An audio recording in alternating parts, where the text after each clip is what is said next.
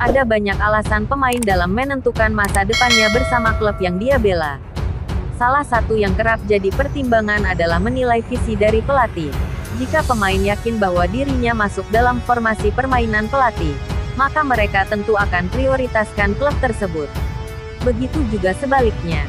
Jika dianggap bahwa peluang untuk dimainkan kecil, maka pemain pastinya menolak tawaran meski diiming-iming kontrak dengan nilai tinggi.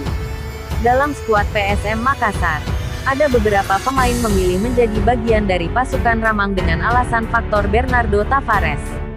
Bahkan 3 pemain asing PSM Makassar juga mengakui bahwa mereka bergabung lantaran mendapat panggilan langsung dari Bernardo Tavares.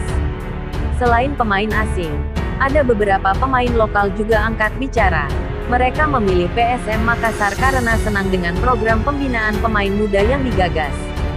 Salah satunya adalah Samuel Simanjuntak. Pemain yang sebelumnya memperkuat Persija Jakarta itu menolak beberapa tawaran termasuk dari Borneo FC demi bergabung dengan pasukan Ramang. Saya pribadi senang dengan program dan gaya melatih coach Bernardo Tavares.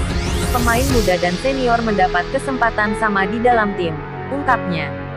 Samuel mengatakan, selama ini dirinya sempat mengalami sedikit kendala akibat cedera. Namun pasca libur ia sudah mulai merasakan sembuh total dan siap bermain jika beri kepercayaan oleh pelatih untuk bermain. Untuk nanti setelah liga lanjut, tentu saya sudah pulih kembali dan akan berjuang memberikan yang terbaik-baik buat PSM Makassar. Lanjut dia. Sementara itu mengenai kondisi terbaru timnya, Bernardo Tavares menyebut tak ada masalah. Bahkan kalau tanggal 25 November Liga 1 kembali digelar, timnya sudah siap tanding. Sejauh ini tak ada kendala. Hanya Yance Sayuri yang latihan terpisah karena mengalami masalah cedera ringan.